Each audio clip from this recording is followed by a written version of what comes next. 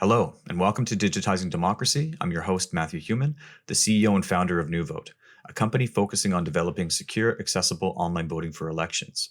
This is a recording of an Ask Me Anything I did on August 5th, where we discussed why we need to digitize democracy and the tools available to improve the way we interact with our government.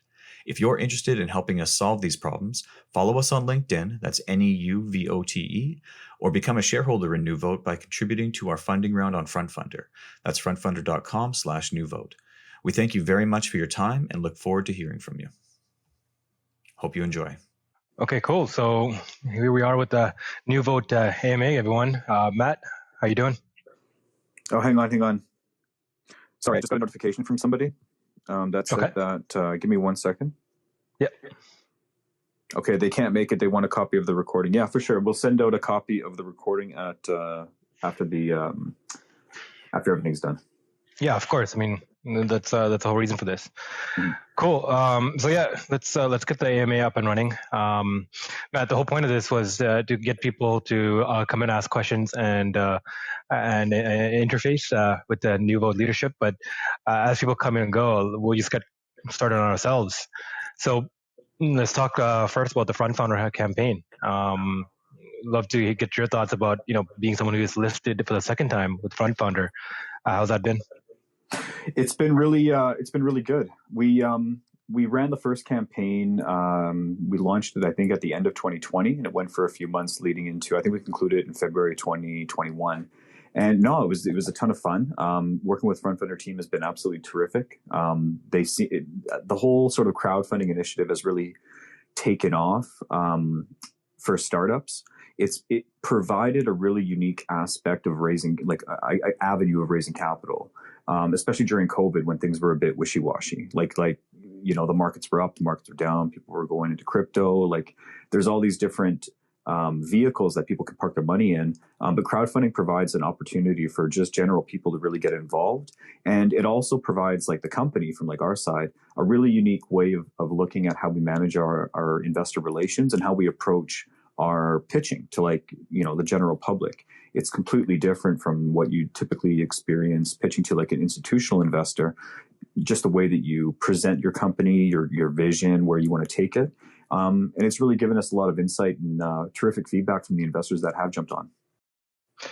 Yeah, I mean, I agree too. Like, it's pretty cool seeing the FrontFunder companies that have been getting funding and doing so. Like, it's an alternate way of getting capital. But I'd love to break this down for you as like a founder / CEO. What does it mean, right? We have in our audience my younger cousin, Bradavan, who is 21. He's 22, and considering investing. And his question is like, what does this mean for me as an investor? Like, what does it mean to invest in a private company? I advised him generally an early stage company, you're investing for like a 7-year, 10-year haul sometimes to get to IPO. So for a young investor who wants to come into the company, what do you think that should represent for them? Well, I'd love to actually hear the inverse of that, and like what would make or what drives a retail investor to get involved in a private company from their side of things. Like I kind of understand the reasoning from the corporate side. Of course, we want to explore different ways of funding our initiatives. Funding the company. There is not much of a big difference between dealing with like one or two institutional or angel investors versus dealing with 30 smaller investors. You answer the same questions. They all want to kind of know the exit strategy. Your point about like having the long-term play, like that can happen with any private enterprise. There's I've read something recently that generally the sweet spot for companies when they go IPO, companies that typically are dominating a market or are projected to dominate a market, IPO is typically around a 4-year cycle or 4 to 6 year, 6-year cycle. So like as soon as the company's launched to the day they go IPO, 6 years is typically where you see most major tech companies over the last 20 years kind of hit their stride. And I think generally that's, that 7 to 10 year point that you made, Ravi, is like, it's probably the case. There's also the case that the company never goes public or gets acquired or something like that. There's tons of different exits that a company can really do. But No, like to attract the retail investor, typically it's not necessarily based on exit or the same motivations that are driving the institutions to get involved, where it's very financial based and future based. It's a lot of it has to do with the passion behind the project and if people want to get involved with this particular company for a particular reason. So we've seen a lot of campaigns ran where there's some sort of angle regarding like a green company or green initiative or like a general social good. And I think our company definitely fits into one of those, I guess, verticals where people want to get involved because they're passionate about the industry as a whole. So value, like main way of investing in startups, the way of main evaluating startups is to think of them as the future they're creating and investing in that, not necessarily as a financial product. Yeah, I guess that's a really good way to put it. It's hard to, like I said, it's hard to say because I'm not a retail investor myself. I invest in my own company, so it's a bit different. The passion is definitely there. But no, I think from our feedback that we have, from the feedback we received from the investors that have joined the campaign, a lot of it has been reaching out saying like, hey, this makes perfect sense. This is the kind of future that we see as well, and we want to get involved right now because we're at the ground floor kind of thing. And I would definitely say it has a lot to do with what your company is presenting, both from a financial forecast, but also like what are you doing, to make things better in whatever avenue that you may be exploring. Yeah, so let's talk a little about investing in your own company and growing that. Over the past year and a half, we've seen the markets go absolutely haywire. It's probably been one of the most frothiest public markets in our lifetime. And we're seeing these rocket these value-based stocks that are getting valued not based off on the company, but based off the hype and based off of what so-called investors think of them, right? So in this kind of frothy market space, how does a security like Neuvote stand out? Let's talk about the future you're building and what the investment in that future looks like, right? So standing up, yeah. Sorry, go ahead. No. Go ahead, Ravi. Sorry. Yeah, I was gonna say is like so as a financial product, right? An early stage company, you're buying the future that they're creating, jumping into that future with Neuvote, right? And we've done about 2 podcasts now on our on the BloomX podcast, and we talked about one, Neuvote's inception of how you came to be, and we've talked about the future that you hopefully want to build. But what does it take to get there? Like, what does the world look like right now when it comes to democracy and engagement? Do you think that COVID has thrown aside people's civic needs or made them more inclined to be involved? Yeah, like it's really interesting. So like the quick preamble to how I personally got involved in it is I simply was kind of getting involved with election technology around 2015. And at that same time, if anyone remembers this, it was sort of like a bottom of the page type throw out there for the news cycle at the time. But in the election, the Liberal Party of Canada announced that they're going to be adding exploring online voting to their platform. Now, because I was already working with applications and election technology myself, just not explicitly with voting, involved in the federal election, I kind of said, you know what, like let's really look into this and try to figure out why this technology isn't really here. That, similarly to the Front Runner campaign's feedback, the feedback I was receiving from my users at the time was the same request. Can you vote with this? And I of course, had to say no. So that's what kind of pulled me into it. And then, of course, we spent years researching this and trying to really understand the market and get involved with, the expert community, the academics, to really understand why they're so typically opposed to this technology coming to fruition. But COVID hits. And I can tell you right now that a number of people that 2 years ago would have said, you know what, I don't know if online voting is a good idea, have come around and they see the value in it, simply from the accessibility point of view and as sort of like as an alternative voting channel.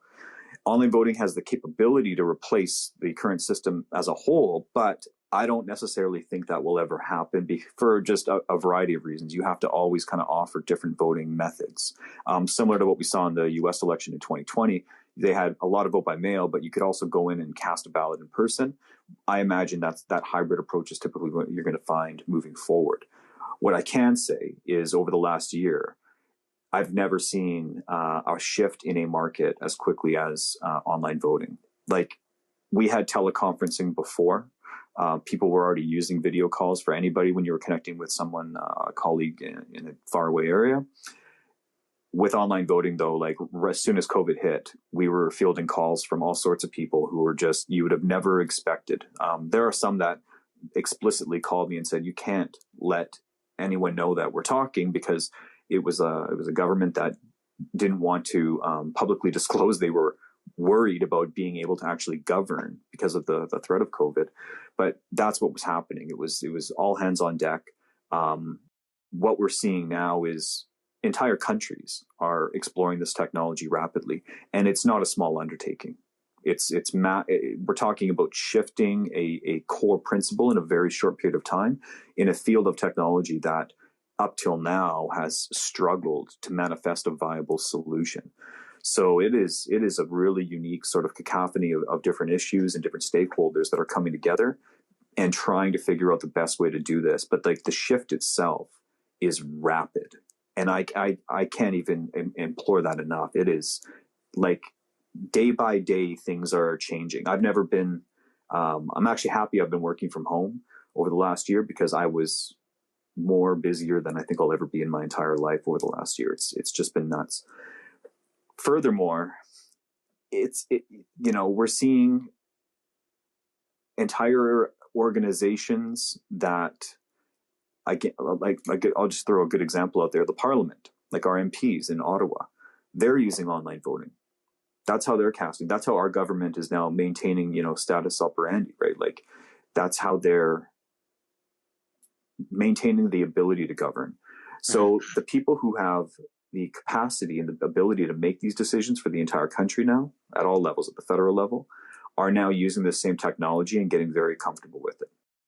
We had the pleasure of speaking to them, making suggestions when they were looking at exploring this technology, and it was fantastic to be able to lend that the knowledge that we've gathered over the years to our government in the time of need. And it's what we're going to see now. And like, my forecast for the future is, I fully believe within the next 10 years, if not at the federal level, the majority of Canadians will have the opportunity to vote online, at the very least in an election, even if it's just an alternative. Yeah, there's something I think I've been dying to talk to you about. Like, based off my high school civic knowledge, I know that democracy, floats between this space between representative democracy and direct democracy, right? So representative democracy, we elect people to represent us and vote on things on our behalf and represent us in government, based mostly on geography. And we elect national leaders, provincial, and municipal, right? But there's also direct democracies, and the nation states generally float between this, where they'll have nationwide referendums or citywide referendums, where people directly vote on an issue directly, right? Instead of having the representative vote for them.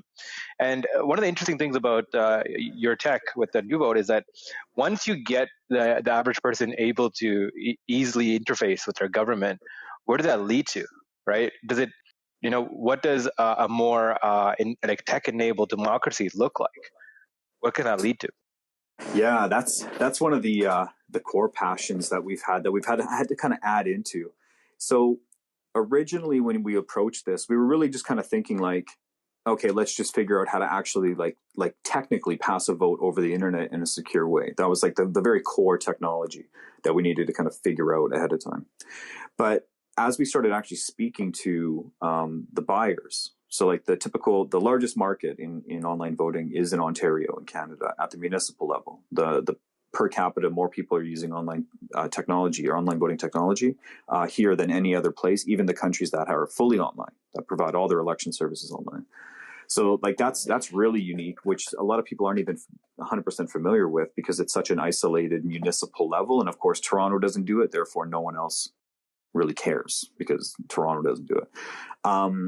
But the really interesting thing when we were engaging with the buyers and getting our market research done was the fact that they had to connect with their electorate legally, like it's a mandate, legislated, for everything, for tons of stuff. If they want to install a water main, if they want feedback on a particular thing, if they want to send notices out. But they also have these criteria where they have to get feedback from their constituents at a municipal level. If you start elevating that to the provincial level, you also have a government that wants feedback. That's what the whole polling agency, that's all they do. They get paid to essentially get the sentiment of the citizens. Federally, it's the same thing too. Where we saw a unique opportunity with online voting was the value exchange that occurs on a platform that necessitates proper verification of a person. Everyone understands voting is critical to, like, you have to prove who you are to actually vote, at least in Canada anyway. We're very strict with our ID requirements. When they go online, historically, when people have used this technology, they have to provide credentials. Therefore, you know with a high level of certainty who the person is that's actually accessing your service. When it comes to civic engagement currently, though, there is no verification. You typically use an email, which is completely anonymous. The platforms themselves are anonymous, and the feedback that you get is uncertain. You don't really have a good reading because there's no way to really ascertain the demographical statistics of who's accessing it. You may be able to get some metadata from somewhere, but generally it's like whatever you can pull from an email necessarily, like, which isn't a lot. Now, with online voting, though, because these citizens are providing verification, they're coming in, they're using a utility that everyone is very comfortable with, you know, the cities that have moved over to it. If we were then to have this connection point and leverage that for further engagement, we thought that was a unique attribute that we could build in adjacent to the core voting technology that we were providing. Because, the buyers themselves, the people running the elections, are the people that have to reach out about water mains and streets or civic engagement or whatever, or feedback, anything. It's the same people, the exact same individual that would be buying it for one use is buying the other service for the other one. So why not just provide the same service and then leverage the verified user base that we would have to get from the voting tool, but also combine that in with just, hey, now you have a spot where you can engage your government. You can talk about things. You can provide this feedback. They can get a pulse of their electorate. But come election time, they're already there. They're familiar with the platform. And then all of a sudden, they can go and pass a vote through.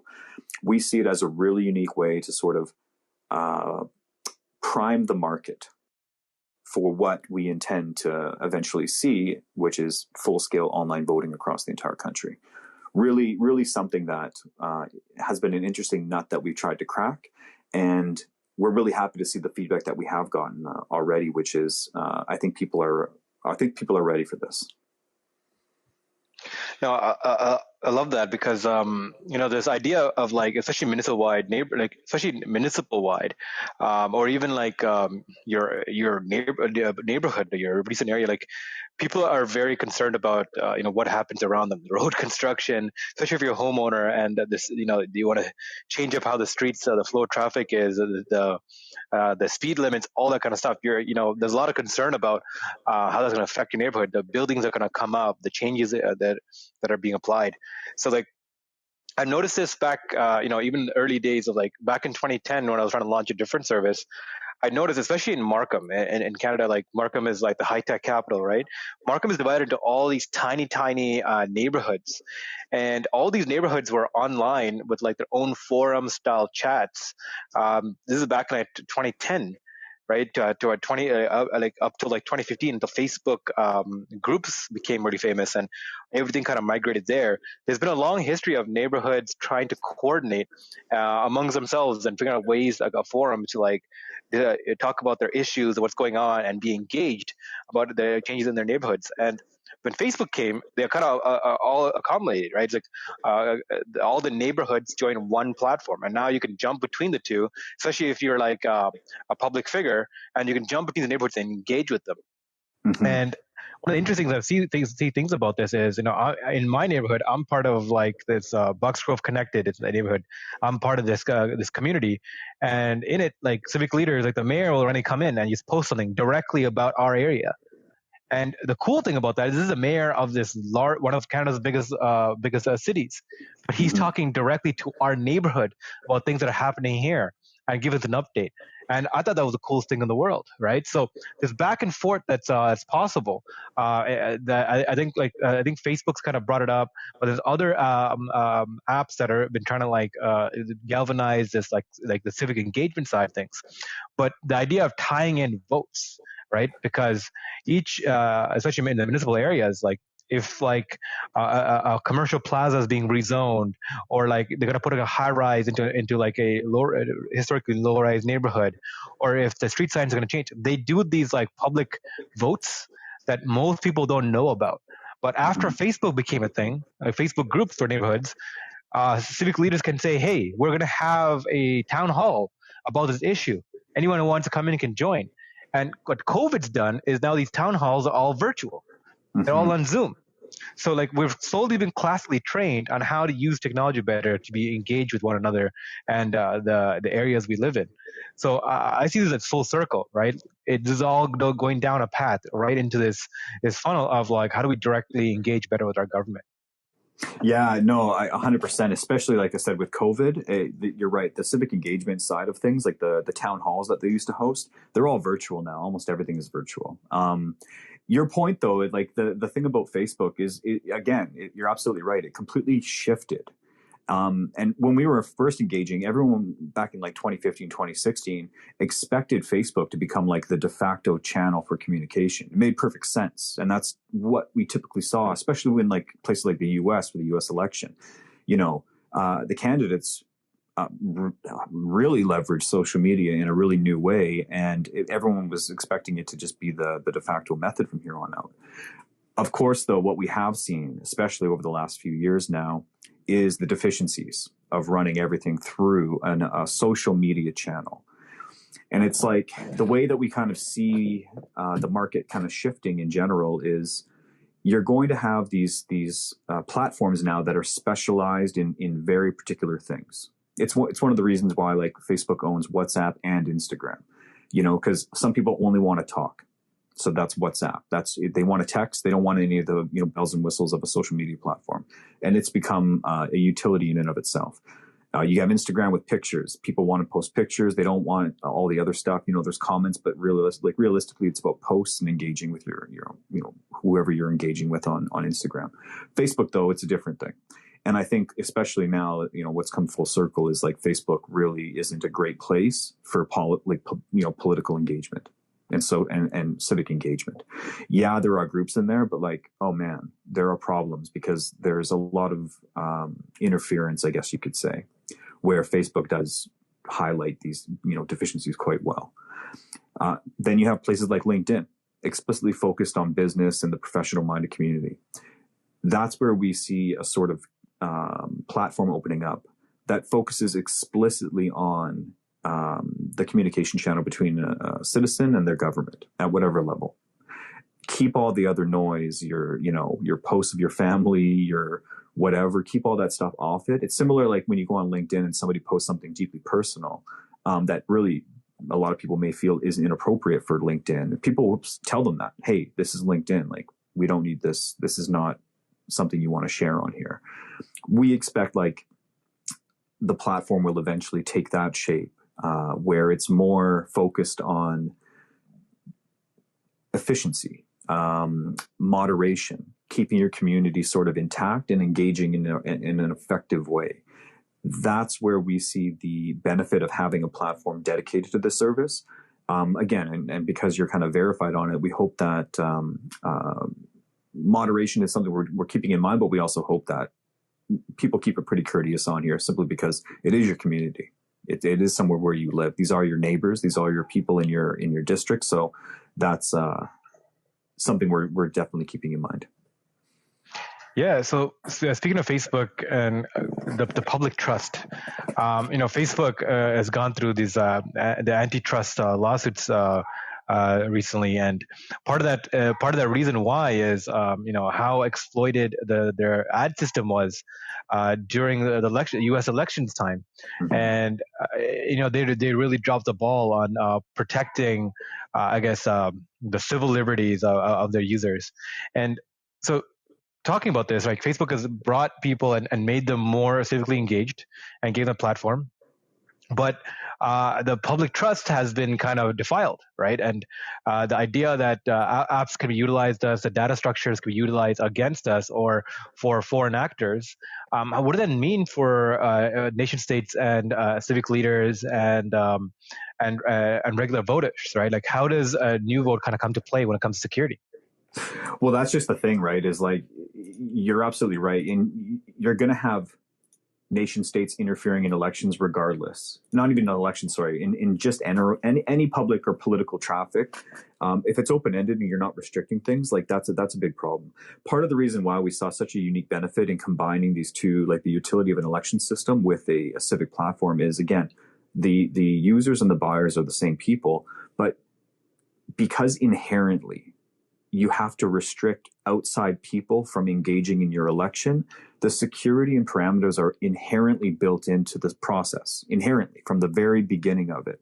The way we instantiate our servers, the way that we set up everything, our security protocols, it's built for an election. So applying that same security and parameters to civic engagement provides the exact same result of mitigating interference, protecting the user, protecting the platform itself. But you're applying it to something as innocuous as a poll question or a city asking whether or not, they want to build a bike lane. The security is there. It protects against outside interference as highly as you would expect in an election, but on a much less security threshold scale. But we actually see that as a huge benefit and something that definitely is needed to apply to this industry to sort of prevent and solve some of the issues that we've seen with places like Facebook, Twitter, etc. So we have Aaron here who's joining us from Clubhouse. Aaron has been in a few Clubhouse rooms with us before. Aaron, just to get you caught up, we're talking about digitizing democracy. Matt's company, Neuvote, is an elections company, and we're doing Q&A here, so anyone from the audience can come up and have a few words to say. So, Aaron, you have any questions?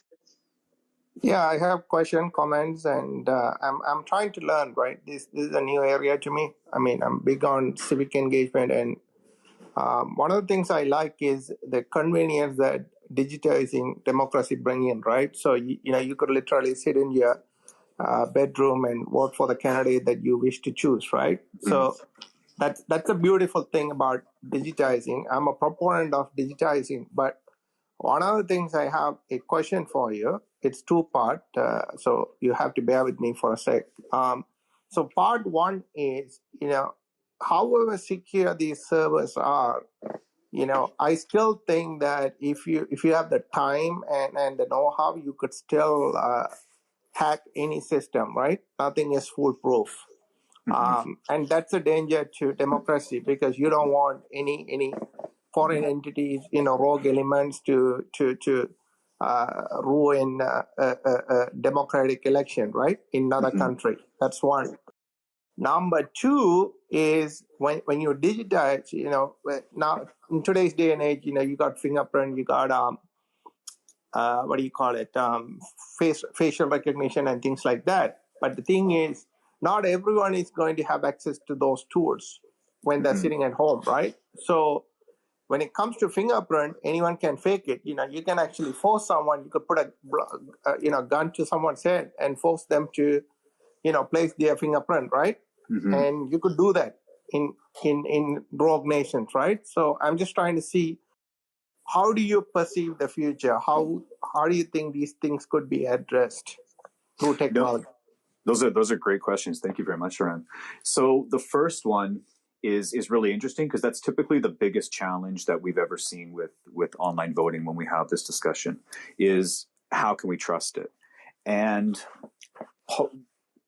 part of the answer that we've come up with is it's twofold. So the first thing is when I first was researching online voting, I wanted to understand what the criticisms of it were from like a very high level, like academic level, not just general consensus of like why it doesn't work.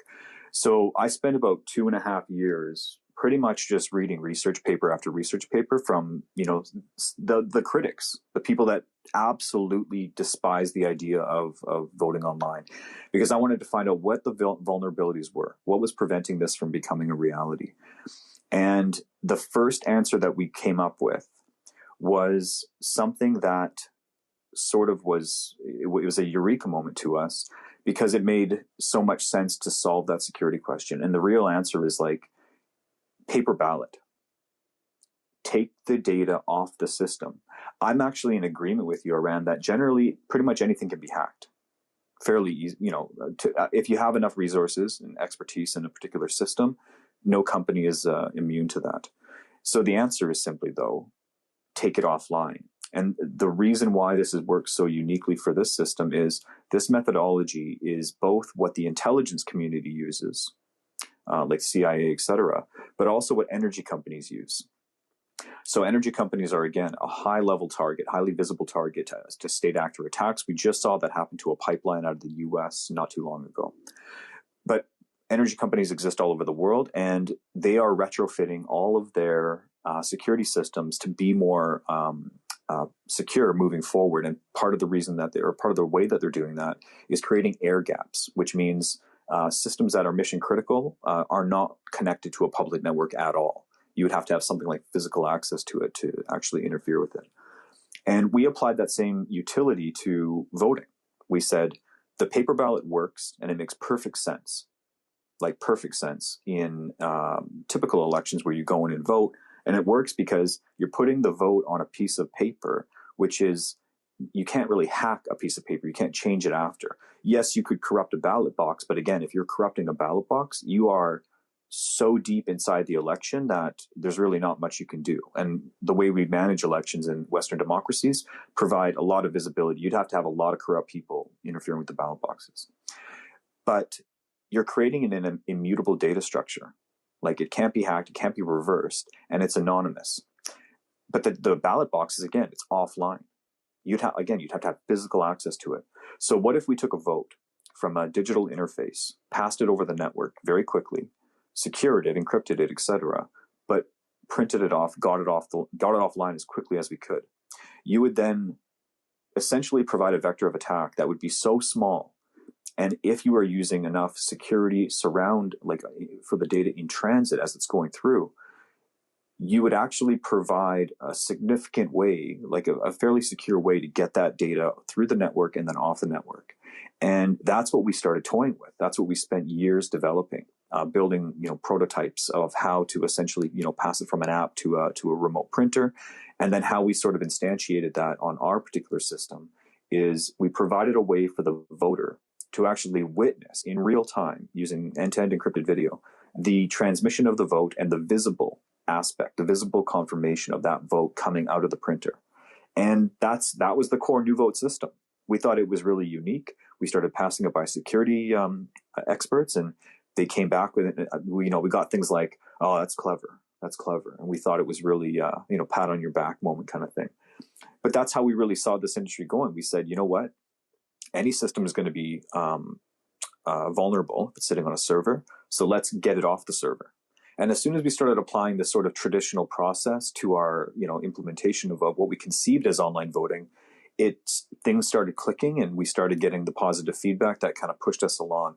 And now I've had the pleasure of presenting it to the expert community as a whole, even notable experts. Again, people who quite publicly will oppose online voting globally across the world. They have sort of come around, and we won't get an endorsement. They're critics. They're typically researchers, but they haven't challenged it enough for us. Like, they're not in the press saying, no, this won't work. They are saying that to other systems that are just existing on a web page. You go in and vote. Those are the ones where you see the headlines like, no, we can't do online voting. It's not secure. It's not something that can be done. If you read and you listen to the companies that they're attacking with those statements, it's not us. And we've been very blessed with having some of these critics actually come on to the webinars that we're doing and show support. Again, can endorse. It's their position. They're very neutral actors, but they are showing up and explaining why our method, the system that we've created, is probably the most plausible one. So that's the first part of your answer, Ram. I hope that that answers part of it.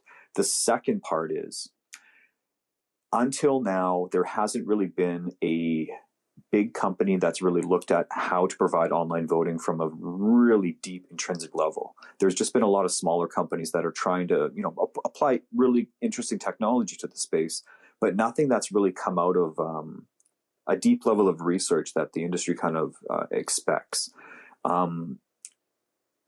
I say that until now because in 2019, I think officially is when it came out, or when it was publicized, Microsoft decided to take an academic who's been working on cryptographic election security since the 1980s and start funding his research directly.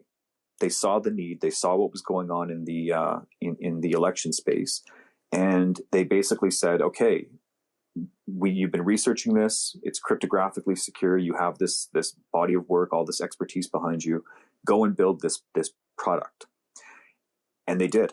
And it came out, it was called Election Guard, and it basically blew everyone away because all of a sudden you had this massive company. Microsoft is one of the, I think, like the second biggest tech company in the world, behind this research, which is explicitly designed. There's no other function for it, really. It's explicitly designed to provide high-level cryptographic security to a voting system. And they gave it away. They wanted anybody to start using it. And immediately, I had the pleasure of meeting the architect of it at a conference in Europe. And I immediately was like, I need this system. And I sat him down and had dinner with him one night. And I said, look, the paper ballot system combined with the election guard system, we think this may be able to provide a method to provide secure online voting. I should say, though, like, Election Guard was not designed at all for online. It wasn't. It was designed essentially to provide cryptographic security for in-person voting. It was only the combination of the paper ballot system. When I presented it to him, the paper ballot system and Election Guard, that it may have worked, and I got the gentleman to at least acknowledge that it was plausible anyway, from a very theoretical point of view. Over the last year, though, we've been building the system out. We got it, the Election Guard system, working in our online voting system, and now we are, secured with a method of security for votes that the industry has never seen before. And it's quickly picking up massive adoption, both from the buyer's level. We've seen it written down by name, explicitly asking for Election Guard in some of in Toronto. The city of Toronto is adopting it for their in-person voting machines. We've seen cities requested, again, by name for online voting. And it's basically just changed the way that the industry is perceiving this. The third largest election company in the U.S., the one that does in-person voting, they've adopted Election Guard. So we we saw where the industry was headed. We believed that this was the most secure method to do it. And then before we even built or deployed the system, we brought this to the experts and got the feedback that we needed to feel comfortable putting in all this time, putting in all this money, and really, doubling down on our vision for the future. That's the first part of there's, I hope that's a very extensive answer to your question. I will say this to anyone listening to this. If I've been accused of talking too much, that's 100% factually true statement. So I apologize. No, that's fine, man. I mean, this gives me a perspective on this, right? I understand how you need to take it offline, right? And having the data sent offline, right? So that it couldn't be hacked. And the second part is Election Guard. So I'm gonna read up on it, but I wish you best of luck, with your company. And Ravi, hey, now that we have gotten the shots, we should catch up sometime. Absolutely, Aaron. Absolutely. Yeah, let's do an offline meetup. And Matt, the invitation is extended to you as well. I'm interested in meeting you guys. So yeah, for sure. We'll catch up. Okay. Good luck. Perfect. Thank you. Thank you, Aaron. Have a good night. Yeah. Yeah, I think it keeps coming back to security with everybody, right? Like how it works. But let's talk about elections in general. We're rumored to have elections coming up in Canada soon. What do you think it's going to look like with the COVID situation and everyone's vaccines? Hard to tell. I would say there's going to be a dual channel approach. Vote by mail is probably the most expected outcome. Vote by mail is opposed by a lot of different groups for a lot of reasons. So it's going to be interesting to see how that comes out. People like it. It works well. And I'm not trying to throw shade on a competitive, method of voting or anything, but there is a lot of things that need to be addressed with it. Like one is, how do we verify who the person is? I think Aaron's the second question that he asked me, which I didn't get a chance to answer because I was too long-winded in my response, was how do you verify? Like, how do you prevent voter coercion, right? How do you ensure that this person is who they say they are when they're accessing your system? We have some answers for that. We use a system of bioauthentication that we can apply to it so that that it's operating, the individual's operating in real time. When it comes to vote by mail, though, we don't have that same requirement. So the difference between what the US does and Canada is when you go in to vote in Canada, you have to provide ID or verification at the time of casting the ballot. You present your ID, or you get even someone to sign a declaration saying they know you. There's an element of liveness built into the process of verification. In the US, though, everyone has this, I'm sure you've heard of the discussion regarding voter ID laws down there and how they want to change them or make them more restrictive. It's just that in the US, you register to vote ahead of time. So the state already knows that you're a registered voter before you go in to vote. That's why they don't require ID at the time of voting, because you simply give them your name, and then that name should already be on a list. So that's how they corroborate that you're an actual voter. It's all sort of half predetermined and half verified when they do it. And it's, again, you have to register to vote. There are cases where if you're not registered, it's very arduous. You could be prohibited from voting. So for Canada, at this federal election, if we have to provide ID and you're getting a requested ballot, it's going to be interesting to see how they do that, like how they actually request the ballot from a wide. The majority of Canadians, I would assume, would probably take part in it.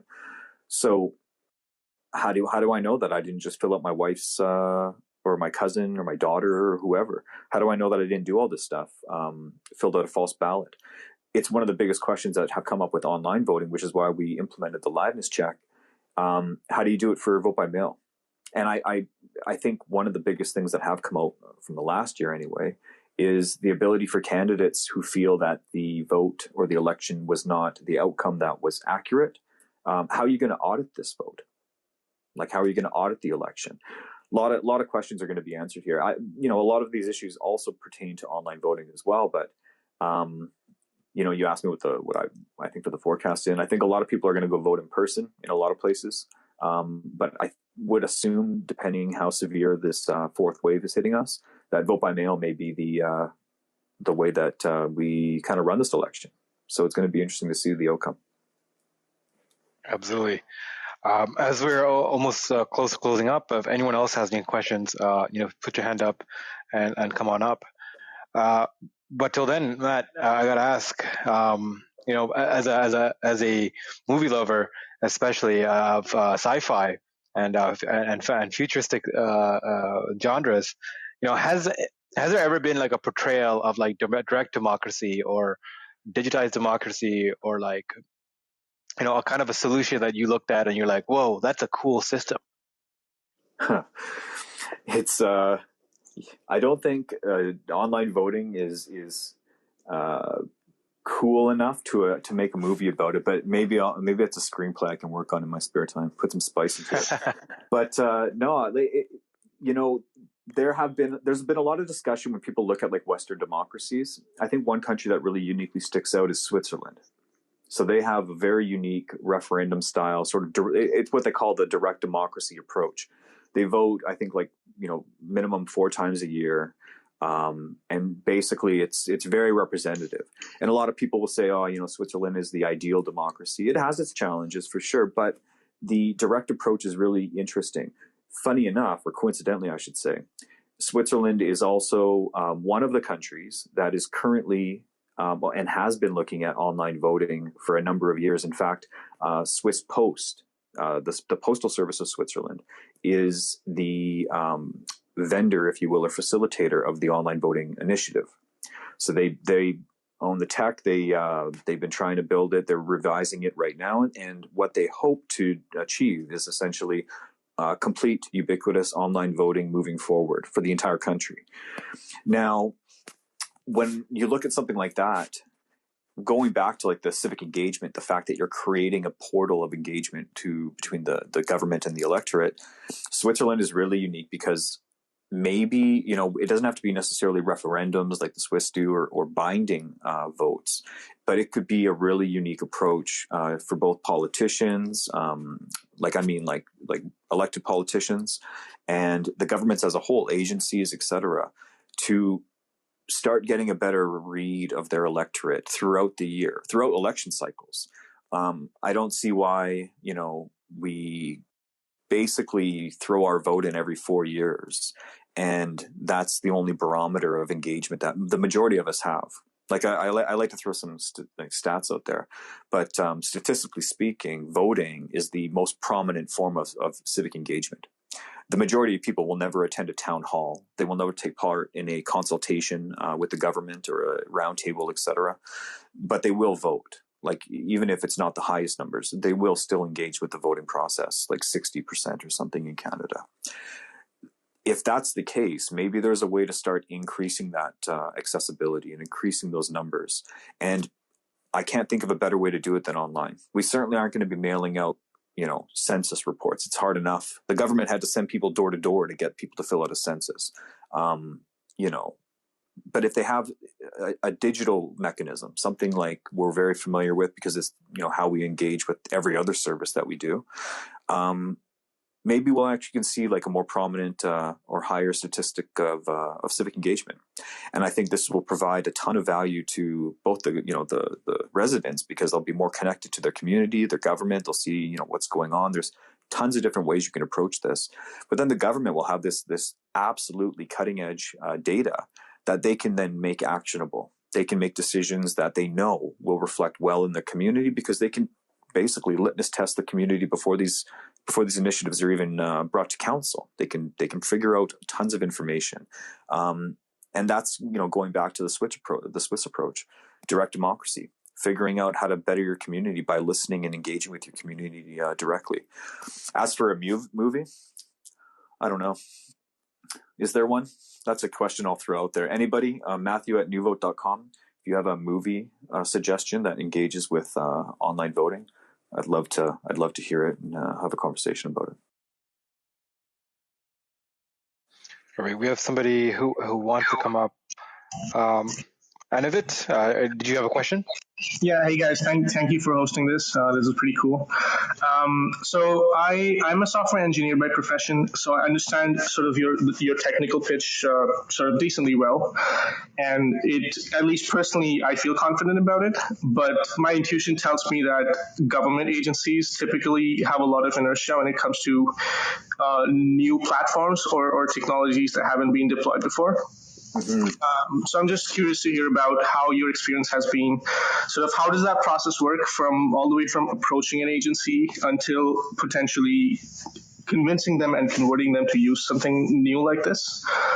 And also I'm curious to hear how you've prepared yourself for that kind of process going forward. Thank you. Yeah, no, for sure. Great question. So as with always, and I apologize for the long-winded answers, but there's always a multifaceted approach to this. So the first one is where governments are already issuing procurement contracts for online voting. It's not such a hard lift because they're already familiar with technology. They have requirements baked into their RFPs, their proposals. So like a lot of it is simply going through the proposal and making sure that you hit all the check boxes. But they generally, are familiar with it enough where it's not like you're not trying to convince an early adopter these people like Markham, like Robbie was saying, Markham's been doing online voting since 2003. So in Ontario, it's very much an embedded technology at the municipal level anyway. The province is looking at it, like exploring the opportunity of it. Like they publicly announced that they're forming a committee to move it to online voting in the subsequent election. But yeah, it's a little bit different. There are cities out here, in fact, large cities that only do online voting. So you can go in and vote in person, but you're not putting it into a ballot box like you'd expect. You're going into a laptop and voting online, but in a community center or something like that. And there are a number of cities that have completely moved digital to digital interfaces. And that's, so again, it's where the market's already embedded. It's not nascent technology. Where we see the more interesting approach is where communities that have never experienced online voting, other provinces, other countries, etc. So there's like different ways to really facilitate that comfort. The first one is what we did in Brazil, which is, the government wanted to trial it. So we simply just went down there and presented it. And they had like, it was a live demo. We had real voters like casting votes on it. It was like a non-binding election, but it was the municipal election. They were just pulling voters aside and getting them to trial it. They also had like essentially secret shoppers from the government come in and play with it and play with the technology. That they acted like real voters. And like some of them would like announce after they were done, they were like, "Oh, I'm from the government and we really like this," or whatever kind of thing. It was really cool, but you never knew who, and you couldn't, everyone was wearing masks and they were wearing PPE. So you couldn't tell who you thought may be a government agent or not. But it was a really cool experience to have both the government and real voters kind of trial the system out and get the feedback that way. That's one way. So, basically demos is an interesting aspect to get people a little bit more comfortable with and familiar. The other way is the civic engagement platform that we think is a really unique approach, which is you're essentially letting people in general, it doesn't even have to be the government necessarily, it could just be organizations or anybody who wants to get familiar with this, the opportunity to do so. And it's a light touch. And like for the civic engagement platform, they don't necessarily need to be hosting an election or anything binding. Like if you think about it, a poll and a vote realistically are the same thing. It's a question, it's a response. The function of it, like with your background, the core technology that's facilitating both of those services are exactly the same. You can apply the same level of encryption and sophistication to a poll as you could a vote. There's nothing predicating you on not doing so.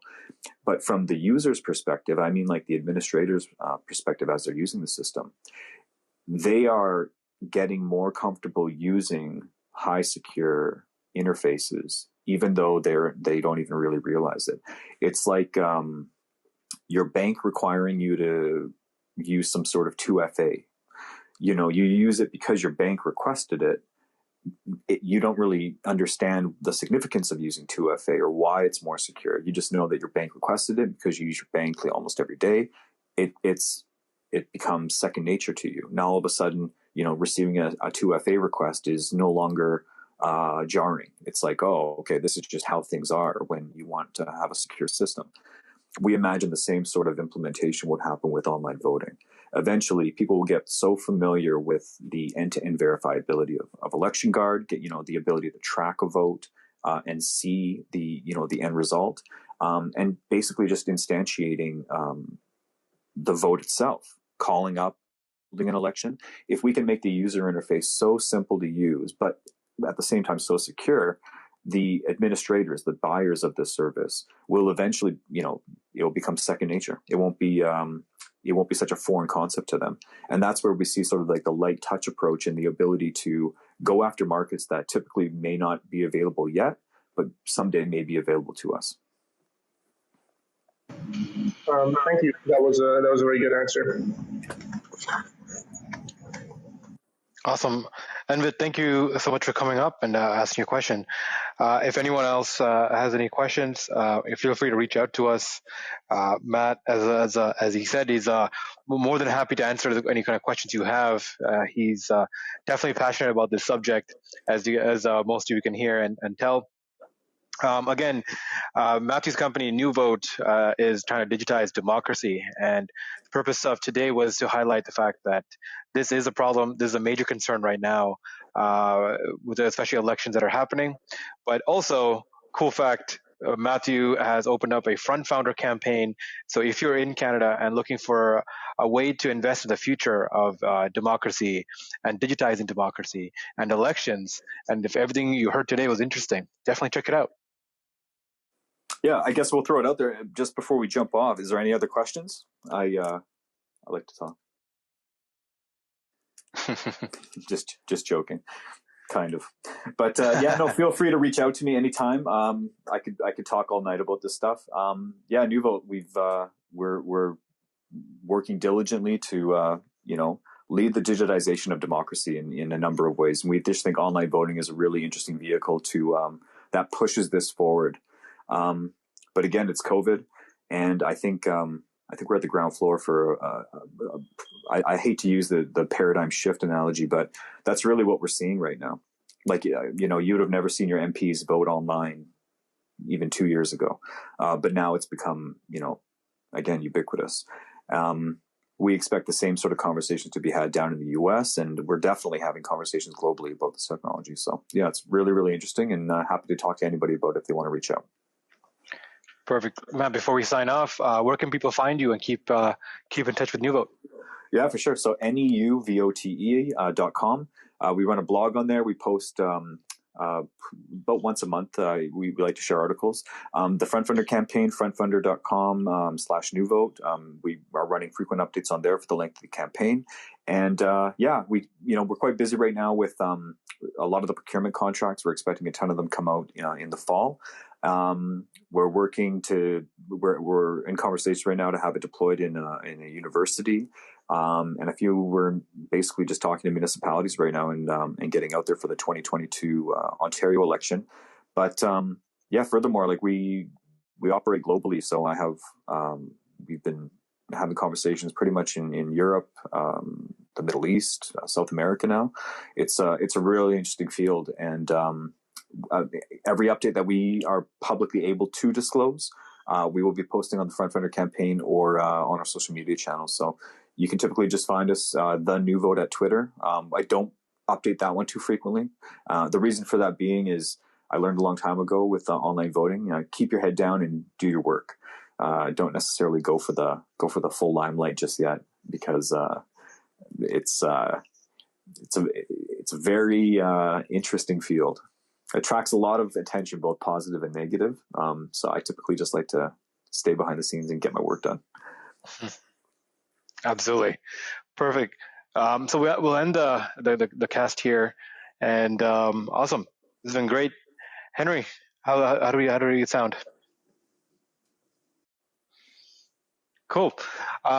Yeah, Matt, let's end it here. We're going to have a few more episodes of these coming up. So everyone else who's tuned in, definitely tune in again. Follow Neuvote the Club. It's a house button on the top for anyone that's new. You can click on the club and press follow. And anytime there's going to be new updates, you will be notified. So thank you for joining us, everyone. See you next time. Thanks, Ravi. Thanks for having me. Have a good day. See ya. Good night. Bye.